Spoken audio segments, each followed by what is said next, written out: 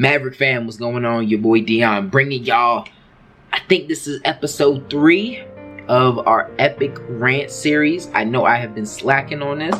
Been getting a lot of requests. I've been kind of doing rants inside of Daily Dose, but I have a dream that we will be back on this consistently. Maybe shorter episodes, but doing them more consistently maybe once a week, maybe once every other week.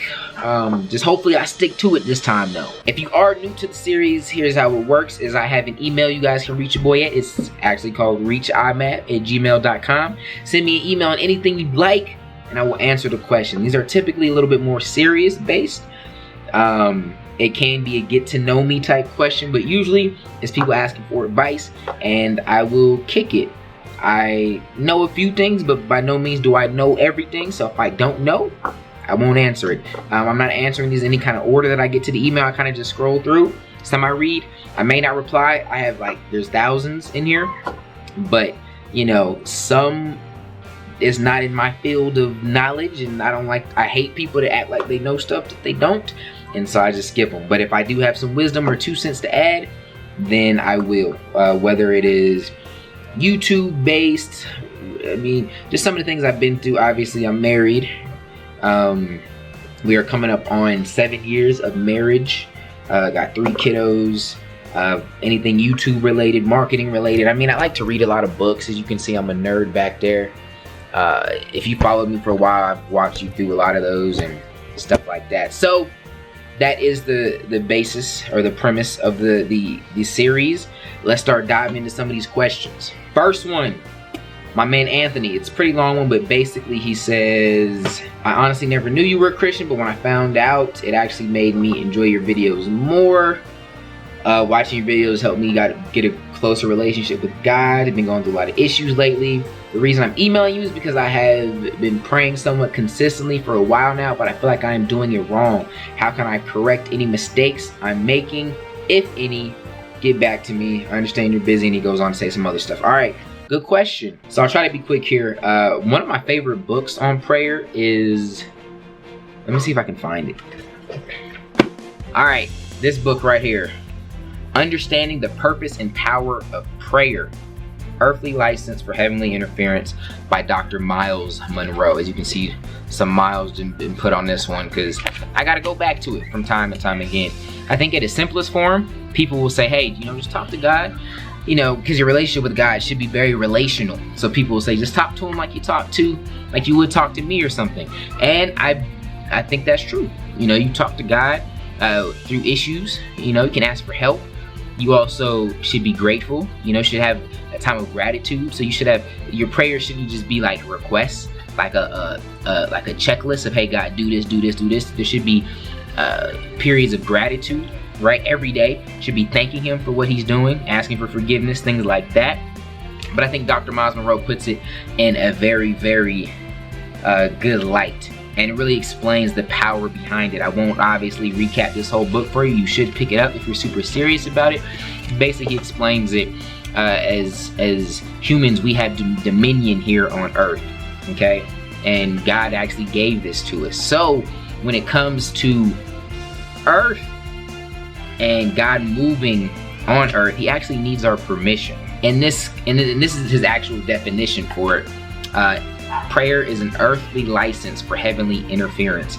So basically prayer is saying, you know what, God, I give you permission to work down here on earth on my behalf. And you might be like, wait, what? How are we giving God permission? Again, read the book, he breaks it down, but you got to go back to Adam and Eve. When God created the earth, created man, he gave man dominion here on earth. So by doing that, God didn't take away any of his power or anything. He willingly limited it when he gave us dominion, right? So let me say I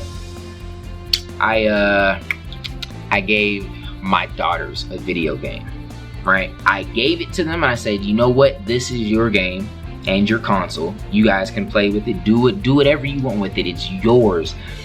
And I promise it's yours. I'm not gonna get in the way of it, okay? But if you need help beating it, I'm here for help. Now it's theirs. I'm sitting there watching them. I'm in the back just watching them play, and they might be struggling. They might be going the wrong way. Maybe, let's say it's Mario Kart. They might be going the wrong way on the race. And I have the power as their dad, right? I'm strong. I could snatch the controller out their hands, fluff their free will. I could jump in, grab it, get them on course, or do whatever I wanted and help them out. But I gave them the system, I gave them the control, and I gave them free will.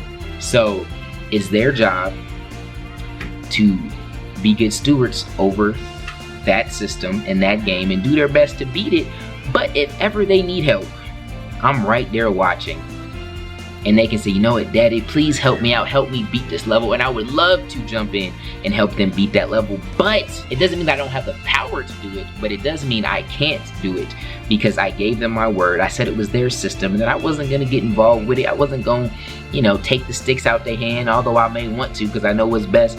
I gave that up to them. Or I left that up to them. I gave them dominion. So it is their job.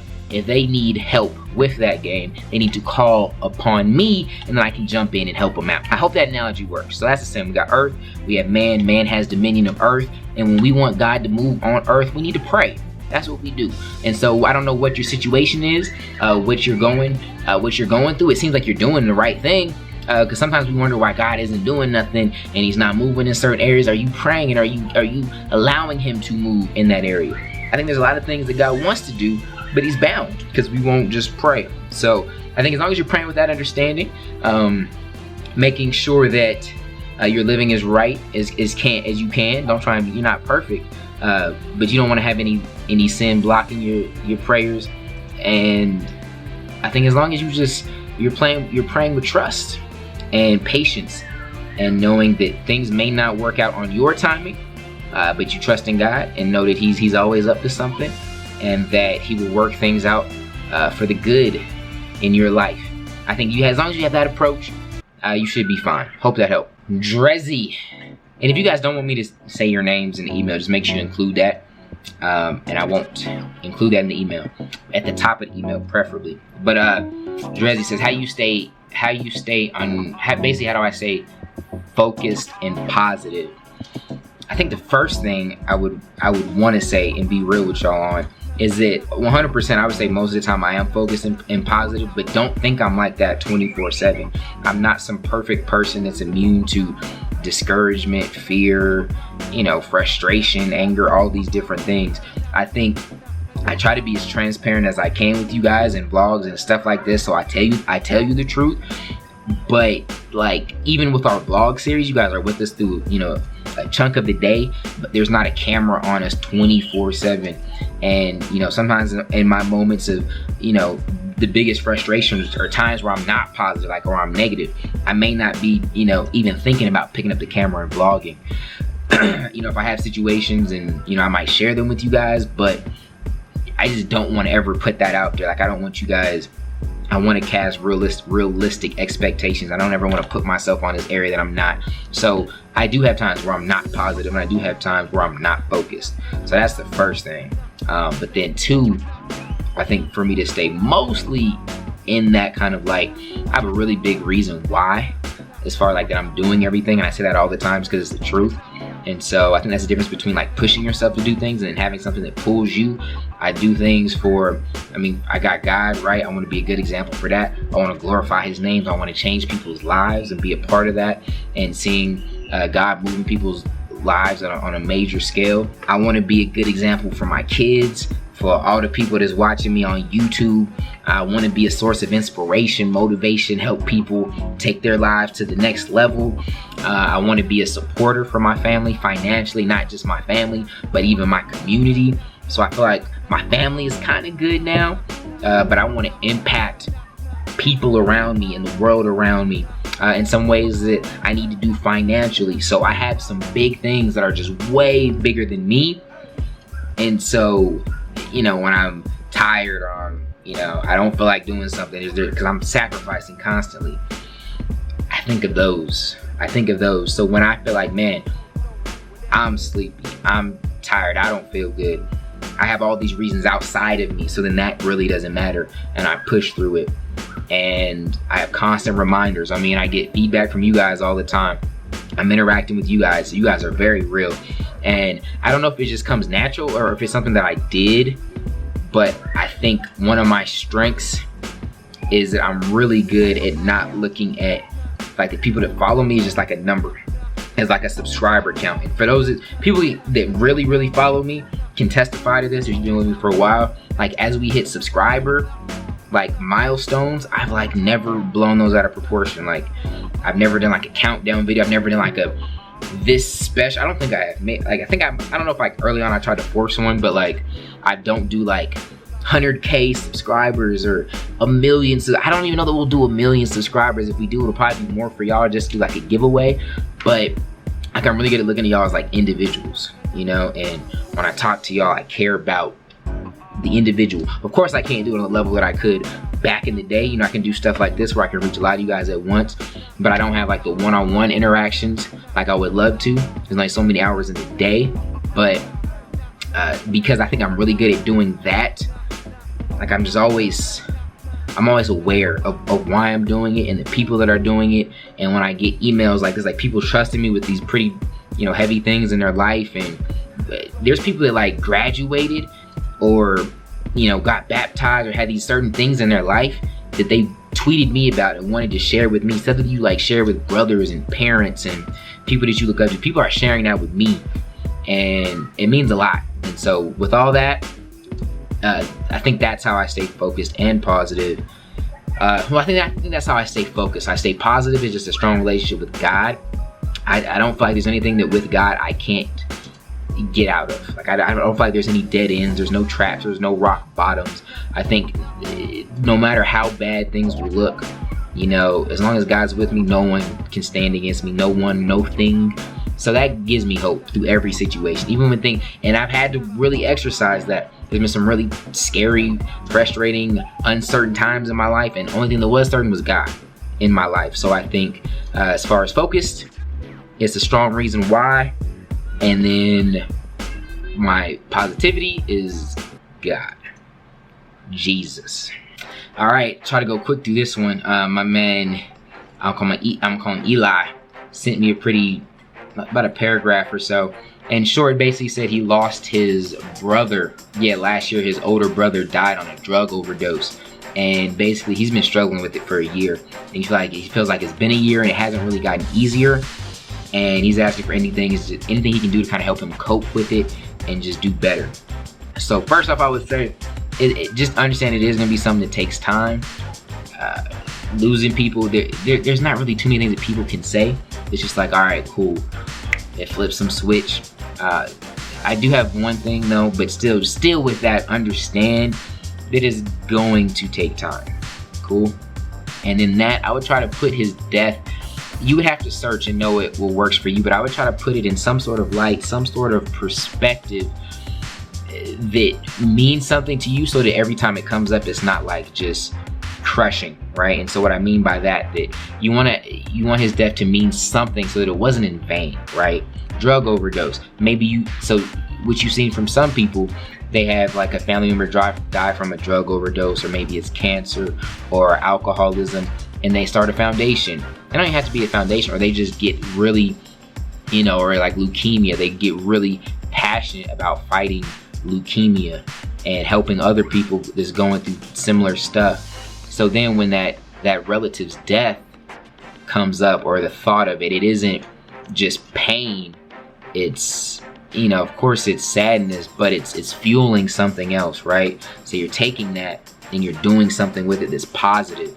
And then so the correlation or the association isn't just death, sadness. It's, man, there is death and there is the sadness, but then the correlation is this drive and this reason why now that you are using that because that sadness, that anger, frustration, whatever, it's all energy, right? And it's how you're going to use that for positivity to help other people. And so I think that would help. That's something I've observed other people do. It was something I kind of tried to do when my dad passed away. I don't know that I executed on it 100%, but still in light, like I think what I did more than anything that really helped is how old was my dad, man? 57, something like that, around there. That's too old. That's too young for him. He shouldn't have gone that early. And he had a liver cancer that spread like through his lungs and his whole body. And I literally watched him like deteriorate in front of me, and it was horrible. But, you know, so I put things in perspective. I was like, all right, this has to mean something to me. And so it did show me the importance of not abusing certain things, because it was 100% the alcohol abuse. He was a pretty bad alcoholic. There's one perspective. Another perspective is he died way too early. And if you aren't on top of what you're doing, health-wise, and just knowing that you never know when your time is going to be called. Of course, we all like to think we're going to be here till we're 100, but that's not the case for all of us. That's not the case. And so time is very valuable. You can't get that back. I value time over everything. And so it kind of keeps a fire lit under me. It's like, you never know. You never know when you're going to wake up with a little cough. You think it's nothing, find out it's something else. Because initially they thought my dad had the flu. You know what I mean? Turned out to be something else. And so you got to make your time matter. And I love my pops to death. He did do some cool things, some things that I'm grateful for in my life. But I think there was just so much more he could have done. And so, hope that helped. All right, last question. My man John, he's about to graduate soon. This is a little bit of old. Oh, not too old, but he says he's graduating in 2 months, right? So it's coming up now as I'm answering this. Hopefully it's in time. But he's asking, should he join the military or not? And it's not like he has a passion to join the military. His thing is he wants to go to school for film. I want to produce movies and things like that. The problem is I want to go to school for it, but I can't pay for it. So I found the military pays for your schooling. Once you get out, you talk to a recruiter, blah, blah, blah. His family isn't really giving him any help. I'll say this. I don't know that I got the answers either for you, but I do have 2 cents. And I would say, I'm actually answering this on Memorial Day, right? So huge respect, man. Huge salute to the people that serve, man. It's like I literally stop people, even just like police officers, firefighters. Like I appreciate everybody that does that. And if I'm being real, I think they got heart in areas I don't, man. Like the military, especially how shaky things seem to be, like with our country, like who knows, right? And so that takes a lot of guts, especially for you to do that. I would say for me personally, I don't think the military was ever for me. I do think for some people it does make sense, but if it's not something that you're passionate to do, I think it should 100% be a last second resort. I think, or a last case, worst case resort. I think it's interesting. We do live in a very interesting time, right? Where, for example, I know people that wanted to go to school. In high school, they started like an online business, whether it's whatever. Ooh, one person I actually heard of, I don't know them personally. I read the story online. They started like flipping shoes. I think it was Jordans. And they made a few $100,000 doing that, like in I think it was in 1 year. It might have been 1 year or 2. And out of high school. And so the ways and the avenues for you to make money, I feel like it was for school, if I'm not mistaken. Google it, see if you can find it. But it takes problem solving, right? But that's a good skill to build. And I work with so many people, and I work with so many big brands and people like high up in the companies, whether it's the marketing or the influencer space. And like these people just really struggle with problem solving. And it's funny how they just like deflect and defer so many things to our side. And it's like, these are problems that probably you should be solving, and you just can't, right? And I think that's one thing that I pride myself on. Not that I fix every problem in my life, but I learned to look at setbacks and different things as challenges. And as I overcome these challenges, I get smarter, I get stronger, and I learn different things. And so a lot of people just they have problems in their life, and the military seems like the easy one. And so they just go to the military. I don't think it's necessarily bad, and you would know for yourself how bad it would really be. But I would explore other options and see what else you're into doing. For example, you like doing films and stuff like that. There's a lot of really big filmmakers on YouTube that don't even have any schooling. We do live in an information age, and we do live in a space where you can move and do some really big things and not even have a degree backing you. I mean, this is probably an extreme example, but it just still illustrates the point. Is you got like people like, who's actually a really good filmmaker, not just like a generic vlogger. You got like Casey Neistat on YouTube, who's moving and doing big numbers, right? Like movie type numbers within side of YouTube, and no one watches him. I'm pretty sure, I don't want to 100, you guys just follow this up and look it up, but I'm pretty sure he dropped out I don't think of even college, but high school. But even if he had 10 degrees, no one watches him because of the degrees, right? And there's a lot of knowledge out there. It was actually funny. I did 1 year in college and dropped out, but I had a film class, and I actually did so well in the intro film class. I talked my way into a 400 level, so a senior level. It's a senior. It was all seniors in the class, and all you had to do was make a short film, and I talked my way into it. He let me into it, and I got the highest grade in that class. I got an A++, and I kind of last minute did it. But I didn't learn anything from the class. I remember and the reason I was able to talk my way into it, I remember being in the intro class, I was teaching him stuff. He was like, oh, here's how you freeze frame, here's how you do this. I'm like, if you just do this, you can do it easier and quicker. And there was times he would literally be teaching, and he would stop, and he would ask me how to do certain things in front of the whole class. And I'd be like, yeah, you just bow, bow, bow. How did I know that? I started a little comedy sketch thing back in high school, and I taught myself to program. There wasn't as many tutorials on YouTube and stuff, so a lot of it was on Google and forums and trial and error, but I just put the time in and I figured it out. And I researched stuff like what type of shots do this if I'm trying to convey emotions and this and that, and I looked it up and I taught myself. And now there's so many resources online. I'll talk to you from a marketing perspective. I was just out of town, right? Having dinner with people that had I had dinner with some people that got degrees in marketing. No, one person, but I've had plenty of conversations, right? And I'm talking circles around them in some cases. I didn't go to college for marketing, right? All of that is my education, and I got thousands and thousands, probably more than a college you'd even pay for a college degree, but invested in courses and then experience, right? And so a lot of people don't like this because they think college is just end all be all. I don't know that you have to. I would say I don't even know that you have to go to college. But then too, if you did, I don't know that you couldn't fund it. You just got to get creative, got to problem solve. So that would be my 2 cents on that. But if all else fails and you can't figure it out, and you really want to do the schooling, and the military isn't that bad, then why not? Why not? But all right, I think that was some good stuff. We went through 3, 4, 5 questions, but I think we should do this on a regular. Try and keep these episodes shorter, probably even shorter than this one was, but this was the first one back. So I hope you guys enjoyed that. If you did, please let your boy know in the comment section. That's what keeps me going, don't lie. But if you've got some value on this, boom, would definitely be appreciated if you let your boy know. And also, right, because I don't know at all, if you have 2 cents to add to any of this, you can comment as well. And maybe someone is struggling with something similar, you might have some wisdom for them. And you can co-sign on something I said, or add 2 cents, take away, offer a different opinion, and we can all just grow through this series, right? Just keep it positive, respectful, and yeah, man, appreciate y'all rocking with your boy. Y'all are awesome.